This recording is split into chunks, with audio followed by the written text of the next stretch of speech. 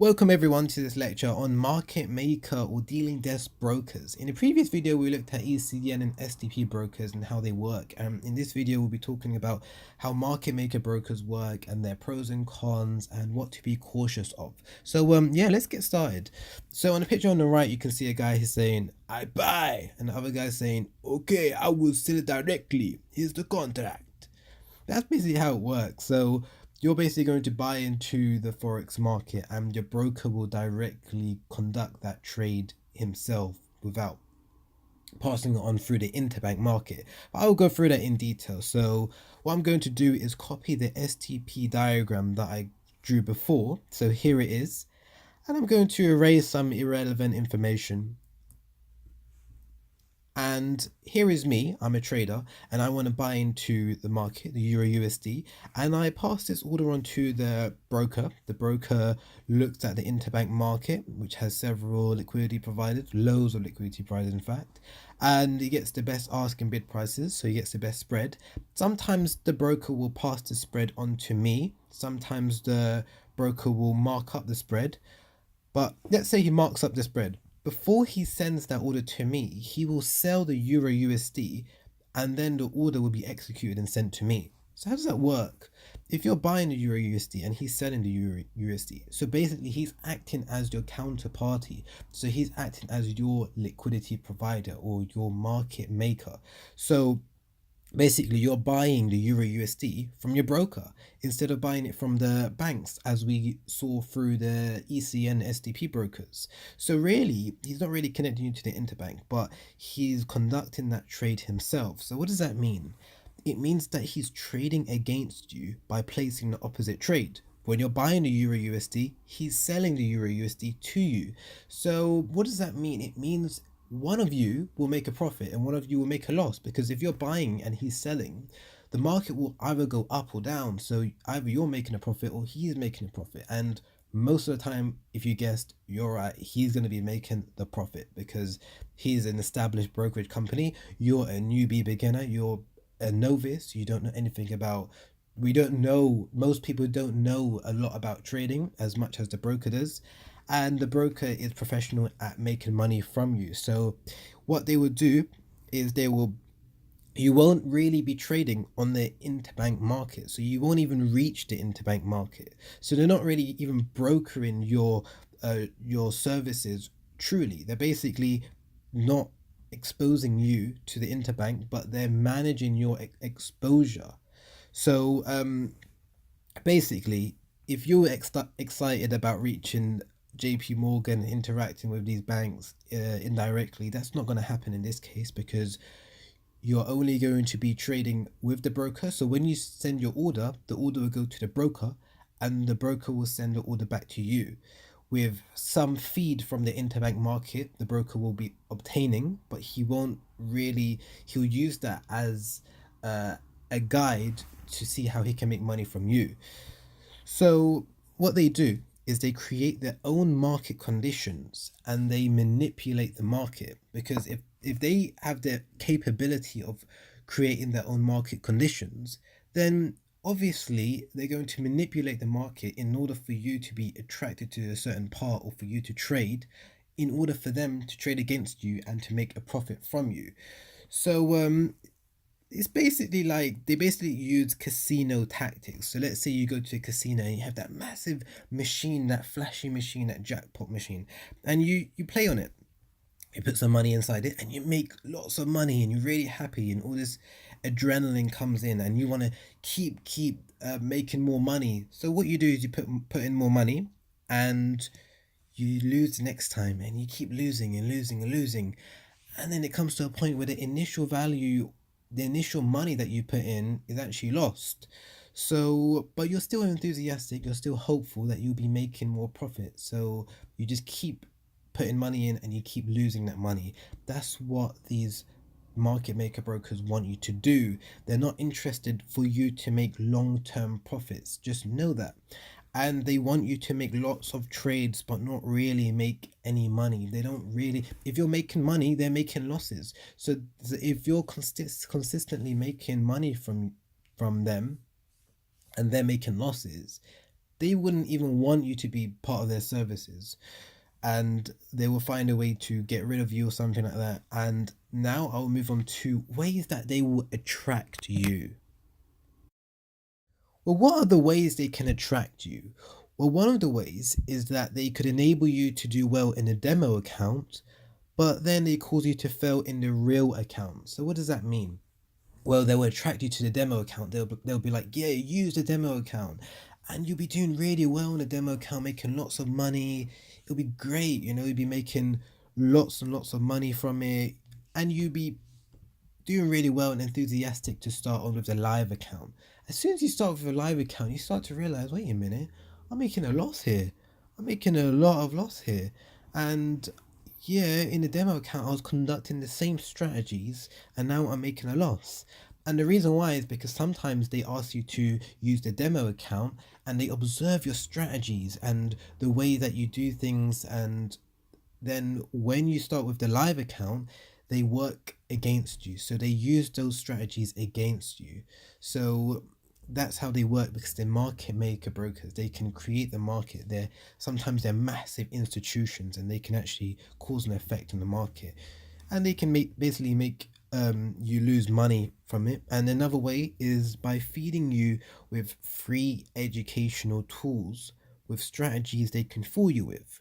So what does that mean? Well, sometimes they will give you some free educational tools that they'll be like, oh look, here, watch our videos on strategies and patterns and how to observe them, how to make money in the forex market via this method. So you'll be like, wow, let's see how this works. And then when that same observation occurs on the live account in the forex market and you conduct that trade, they will place the opposite trade against you and make profit from you by tricking you with their educational tools, and then basically tricking you and making you feel that you've observed something in the forex market, their strategies that you can make money from and you make a loss from. That's one way that's another way they can make money from you.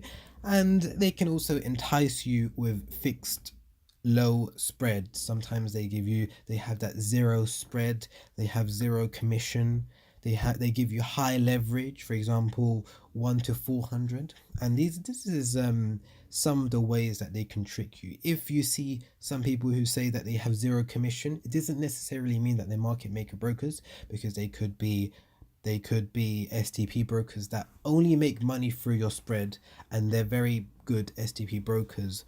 But if they're basically saying that they're giving you a very, very low spread or zero spread and zero commission, how will they be making money from you? The only way that they can be making money from you is by being a market maker broker and trading against you. So just be wary of that, and don't be easily fooled by market maker brokers. And I'll go through some other things, what they could do as well, and how to observe it. So we know their true incentives, but what are they not fond of? What do they not really like? There are lots of things that they don't like, but there's two which I personally experienced myself. They don't like positions with high lot sizes, e.g., 25 lots. So if you're trading with a high lot size, they don't like that. Another thing that they don't like are scalpers. So scalpers, as we mentioned before, are those who conduct multiple trades in a very short amount of time just to make a quick profit on some pips, for example. They don't like that because it's harder to manage the risk. It's harder for them to basically change the market conditions, to manipulate the market if you're conducting a very, very short transaction just to make some small money. And sometimes if they're realizing that you're making a lot of money through doing the scalping, they will literally remove you from their brokering services. So what would they do if they don't want your orders? Well, let's say that they think that the market is going to go in your favor or something like that. Sometimes they can reject your position. So let's say you press that button and you want to execute your order. Sometimes it will say, sorry, the order cannot be processed at this time. Especially this occurs sometimes in volatile times, etc. And the second thing that they can do is they can send you a requote. So they can give you another price if the market is anticipated in your favor. and sometimes they can delay your order just to reduce the amount of profit that you're making, and it's not very good. And the FCA and regulatory boards really monitor brokerage companies that observe this, and they will get in trouble if they do this, and if they specify that they don't do any requotes. And we'll look at other things that they do as well. And next we'll be looking at the virtual dealer plugging. So what is the virtual dealer plugging? Well, here we are. Here is a picture of the software. And if you look carefully, you can see that it says under name, it says delay 1 to 5 seconds, virtual manager account, group symbols, max volume, max losing slippage, max profit slippage, max profit slippage volume. And this is a software. So this is a software made by MetaQuote Software, which is the same company that made MetaTrader 4. And what it does is it allows brokers to benefit from their traders. So, in other words, it allows the brokers to manipulate the conditions so that they can have an advantage over the clients. So, some of the things that they could do is they could delay orders to give the worst price. So, this could mean also the requotes as well, and they could increase the spread. So let's say in times of volatility they can increase the spread, although claiming that they have a fixed spread when they really don't. And they can trigger stop losses. We'll talk about stop losses later on, and they can make clients lose money by altering leverage. So let's say you're in a bad position, you're making a lot of losses. Sometimes what they can do is they can increase the leverage, and what that means is that the amount that you're losing by will just keep increasing and increasing. So that's not really good what they're doing, and most brokerage companies, they show that they're not using the virtual dealer plugin. And the next thing is that they conduct asymmetric slippages, and we'll go through that, what that exactly means.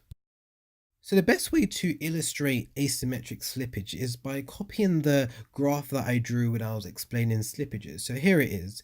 I'll just move some words around to save space. And what I'm going to do is use a similar example. So let's say I've ordered 100,000 units of pound against the US dollar at 1.3562. So there it is. And it's executed at 1.3572, like in the negative slippage. Basically, that's a -1 pip difference. And I will be losing about $12. It depends on the lot sizes, of course. But let's say I lose $12. Now that's the first scenario. The second scenario is, let's say I ordered at 1.3562 and it is executed at 1.3552. So that's a positive slippage of 1 pip. And so I should be gaining $12. But I don't gain $12. Why?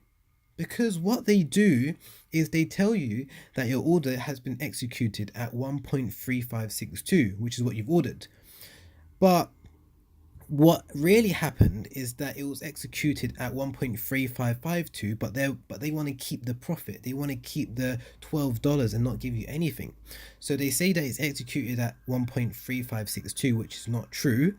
And so basically that is no slippage. So they're basically saying that you've executed at no slippage, when really it is at a positive slippage. So you should be making $12. So in a sense, they're really stealing your money from you. They're basically taking the money that you deserve to be obtaining.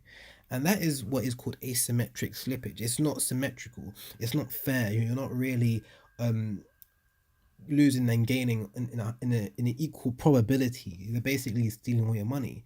And one company called FXCM, which was initially in America, and they got banned in America, so they moved their headquarters to the UK. They actually got fined $16.9 million for asymmetric slippages. And that's how serious it is. And this is a news feed which was published in 2014 actually, and they've probably learned their lesson by now. But they were banned for a lot of things as well. So they were banned by loads of American regulatory companies, and that's why they had to move their headquarters to the UK. And now in the UK, they're getting fined for doing dodgy business. So, yeah. So let's move on to price shading. So let me show you how price shading works. So here is a bank, and I'm just going to copy and paste them just to show the interbank market.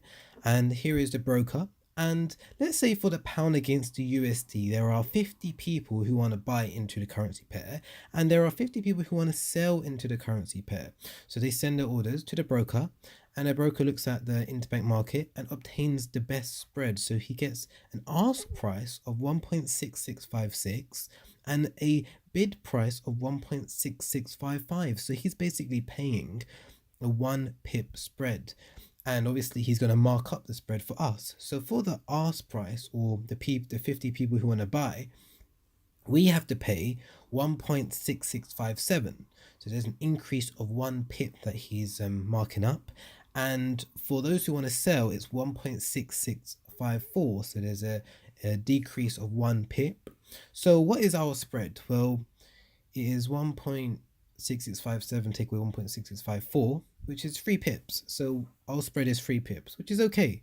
So how much profit is he making? Well, for those who are buying, the 50 people, he is increasing the pips by 1. So it's 50 times 1. And for those who are selling, he's decreasing it by 1.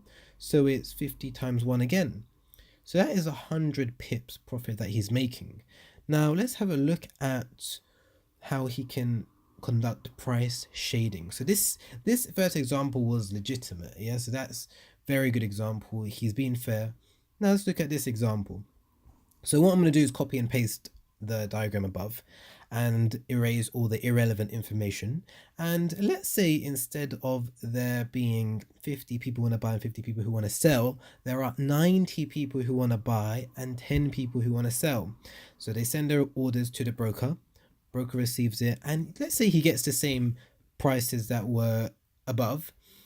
And instead of giving us 1.6657 for those who want to buy, he bumps it up to 1.6658. So that's an increase of 2 pips. And for those who want to sell, it is 1.6655. So he doesn't increase the pips at all. So for the ask price, he increases it by 2 pips. And for the bid price, he increases it by 0 pips. So those who want to sell don't have to pay anything, to be honest. But also notice that the spread for us is the same as for the above example. It's still 3 pips, because 1.6658 take away 1.6655 is 3 pips. So that's not changing. So how much profit does he make now? Well, he charges 2 pips extra, so that's 2 pips, times by the amount of people that are buying, so 90 times 90, plus 0 pips, which is for the sellers, times by the people who want to sell, 10. And that gives 180 pips. So if you compare it to the first example, it's still the same amount of people, but he's shifting the spread in order to make more profit. So now he's making 80 more pips profit, and that is how he manipulates the spread. This is the manipulation of the spread in order for him to make a profit. And obviously he can only do this if he's expecting the pound against the US dollar to decrease.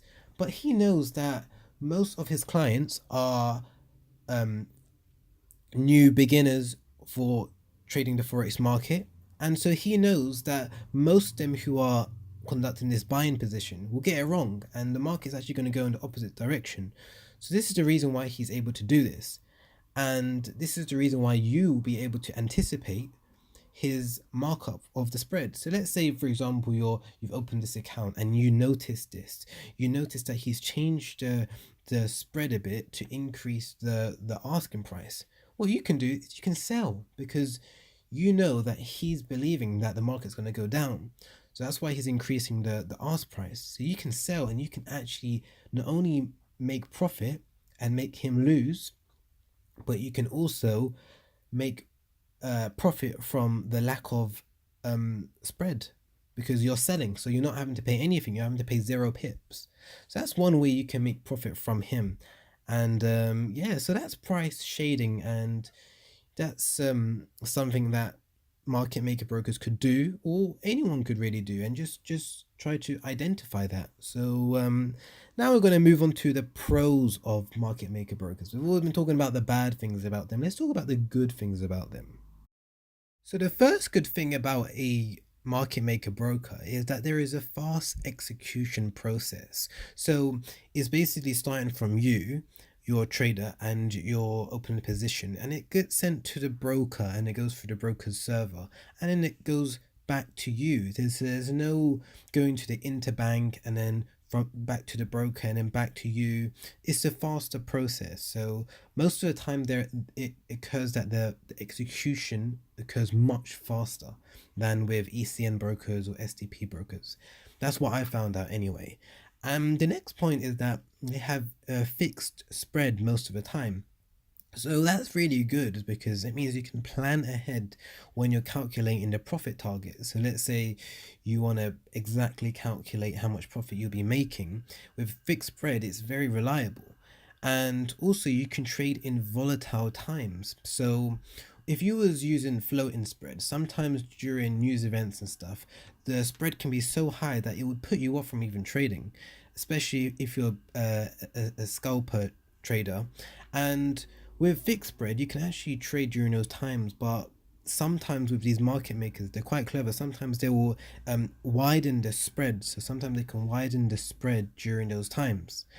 And another thing is that if the market is illiquid, they can create good or better market conditions because they're basically feeding you their market conditions. They're market makers, so they're giving you the market conditions. So sometimes the market is actually worse, and they actually give you better market conditions. So that's pretty good as well.